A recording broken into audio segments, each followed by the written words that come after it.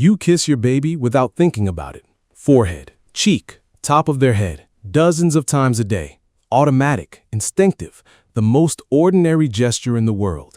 And inside your baby's brain, something extraordinary is happening every single time. Because the kiss from a primary caregiver is not one thing, it is four things simultaneously. And the cascade it triggers in the infant nervous system is one of the most remarkable and least discussed discoveries in all of infant research. Here is what is actually happening when you kiss your baby. The moment your lips make contact, your baby's brain receives simultaneous input through four distinct sensory channels. The tactile channel, the specific pressure and warmth of lips against skin, processed by the densest concentration of sensory receptors in the baby's body. The thermal channel, the warmth of your lips, registered as a distinct signal separate from the ambient temperature of the room. The olfactory channel, your specific scent, one of the most deeply encoded signals in the baby's brain. And if you make a sound with the kiss, the auditory channel, activating the same neural pathways as your voice. Four channels, all simultaneously, all of them encoded as safe. To your baby's brain, the kiss is not one event, it is four. And before any conscious processing is possible, before your baby can think anything about what just happened, the amygdala has already acted. The amygdala is the brain's emotional significance detector. It receives the sensory signal and cross-references it against the baby's stored model of the caregiver.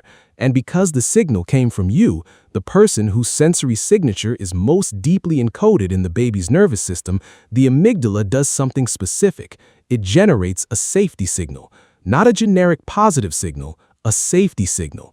The most fundamental biological communication the amygdala can produce. You are safe. This is the person who keeps you safe. This is good. That signal, generated in milliseconds before any other processing begins, is what triggers everything that follows.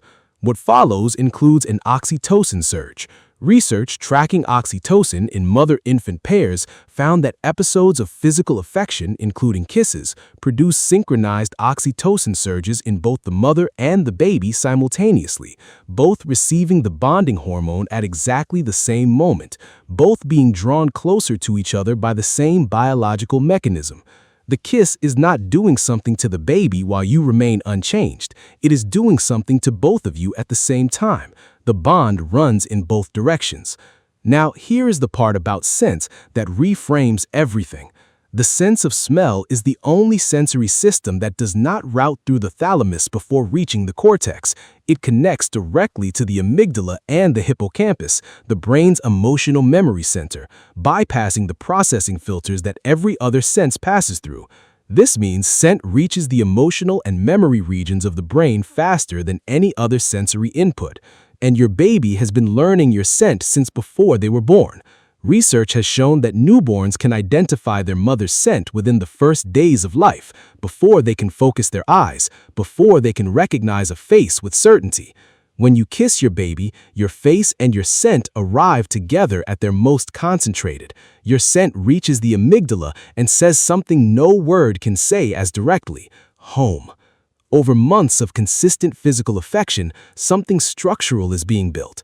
The HPA axis, the system that regulates cortisol production and the physiological response to stress, is being calibrated by these repeated experiences.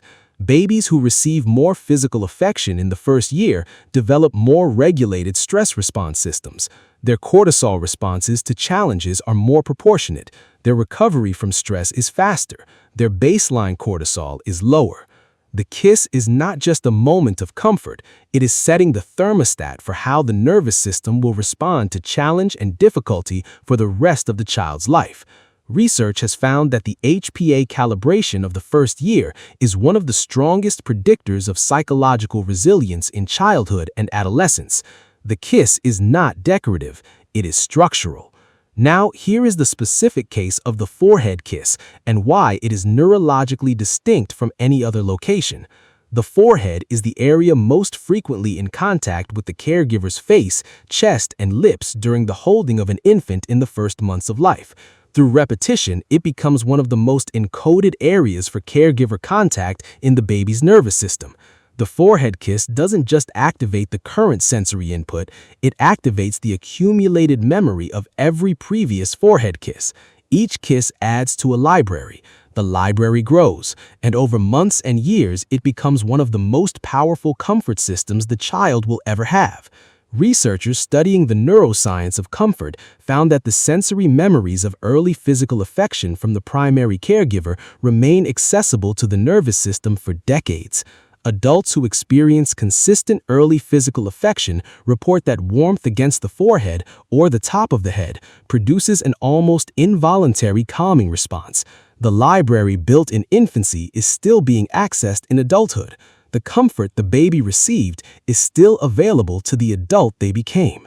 And when your baby begins reaching for your face, leaning their face towards you, this too is not random. Researchers call this reciprocal affection initiation. It emerges typically between 4 and 8 months and represents a significant milestone. Your baby has learned that the kiss carries a specific meaning. They are making a bid for that meaning. They are saying in the most physical language available to them, "I want this thing that we do." Every kiss you gave produced over months a baby who now reaches back. The generosity taught them to be generous too.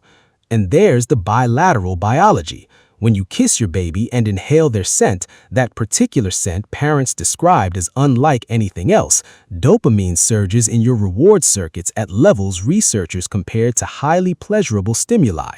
The baby scent is neurologically a reward. Evolution designed this system with precision. The baby needs the kiss. The kiss rewards the parent for giving it. The bond strengthens. The system perpetuates itself. So here is the only practical guidance this video needs.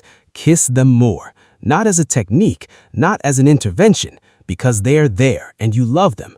And because every single time you do, you are adding something that matters far beyond the moment. You are adding to the library. You are calibrating a nervous system. You are writing into the template of what love feels like, a truth that will shape every intimate relationship they ever have.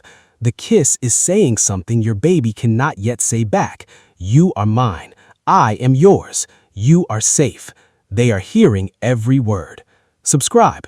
Every week, the science behind the moments you thought were ordinary.